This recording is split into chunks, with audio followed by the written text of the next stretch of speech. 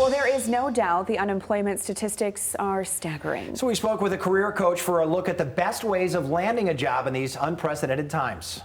Rachel Azier just graduated from Grand Valley State with a double major in English and writing and is hoping to work in publishing. I had an awesome internship with the Grand Rapids magazine. So I'm kind of looking at two different spheres here, more the publishing side or journalism. Like so many other Michiganders right now, she is not working. I worked at Dairy Queen in high school, and they've reached out to me and said I could come back, which is strange. But yeah, right now I'm still trying to hold out hope for that career job. But for the millions of Americans worried about their next round of bills, the key to landing a job right now, according to a career coach, Fran Barrick, is understanding your strengths and talents. This is regardless whether it's career launch when you're 22 or career transition when you're 40 or 50. You have to really identify what the key marketable skills you have, as well as your innate strengths. Barrick says then do an analysis of who needs those strengths and properly communicate them in a forward-looking manner. People don't want to know what you did 10 years ago, 15 years ago, especially if you're in career transition. And they want to know what you bring to the table and why you're here for the future.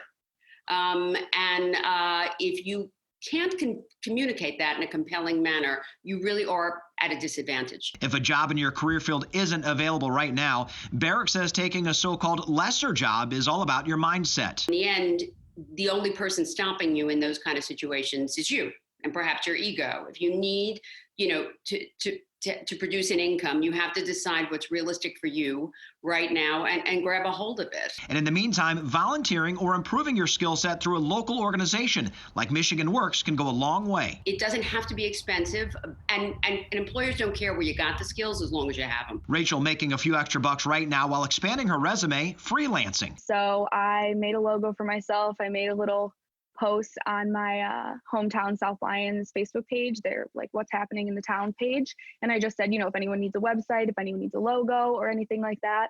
And so I've had a couple of successes from there. Spearmint Coaching research shows only 20% of job applicants get an interview. So once you see an opening that excites you, make your first impression count. I don't want to rock anybody's world, but on resumes, people are spending less than 90 seconds on your resume, right?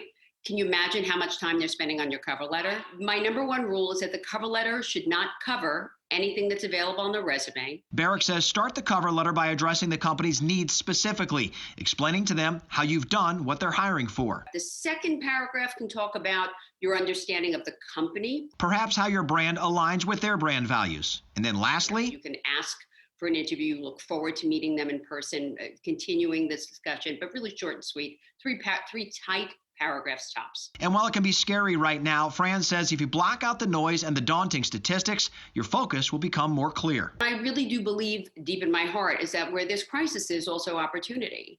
And the most important thing is to stay flexible and positive about what the change may bring. I hope to be somewhere in Michigan working at a job that's paying me to write, that I can finally use these skills that I graduated with.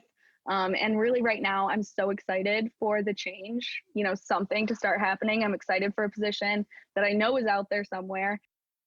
Now, Fran also reminds us that it's important to send out a quick 1 or 2 line follow-up email after an interview within 24 hours, essentially thanking them for the opportunity, of course, keeping you on top of their mind as well. When it comes to networking, don't forget about those what she calls warm contacts, people you know at a company, because some businesses actually offer, as you may have heard, referral incentives to employees who bring in talent to their company, so they in turn would have a monetary incentive for helping you out and finding a job. Good advice. And joining us right now live is career coach Fran Barrick, the founder of SpearmintCoaching.com. Hi, Fran. Thanks for joining us.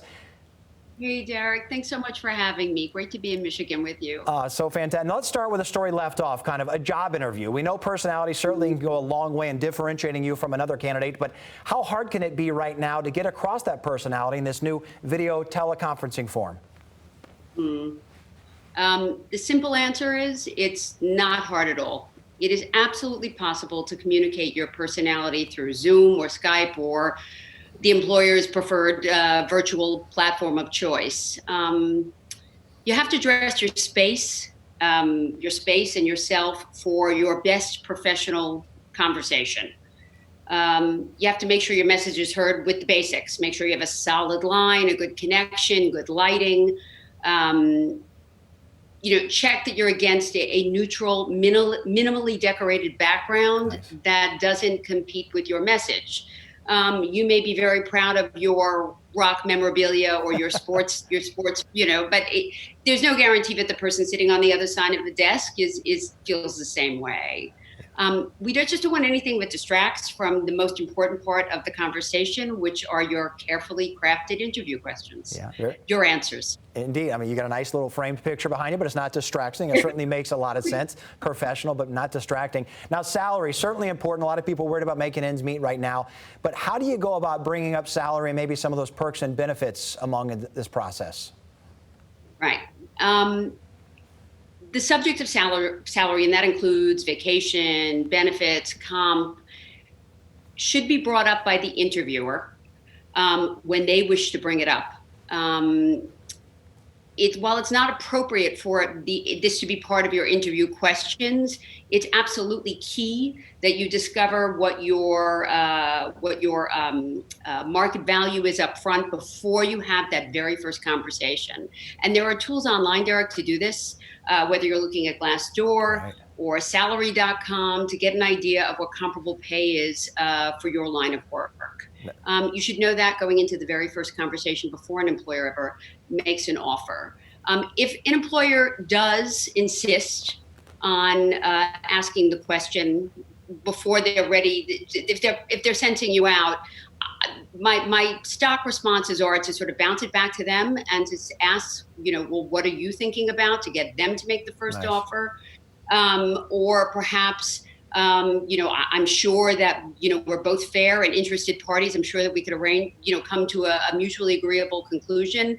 If indeed they press, and I do know circumstances where this has happened, I always suggest that candidates understand what their parameters are. They're the bottom that they would accept and the highest, dream number that they would wish for. Right. And lastly, Fran, some people may be intimidated by some of the recent tech skills that are really more important than ever now. What can we say to them to make them feel a little better or get them some help down the road?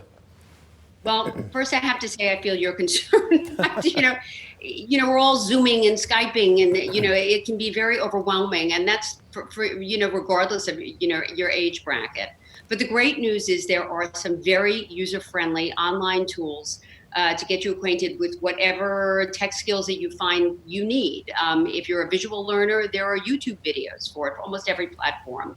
I think the key is, as you mentioned in our discussion earlier, is figuring out, as assigning what those key skills are that you're missing, that skill gap for the target market you're going for. Is it Hootsuite if you're in social media marketing? Is it a group chat platform like Asana or Slack?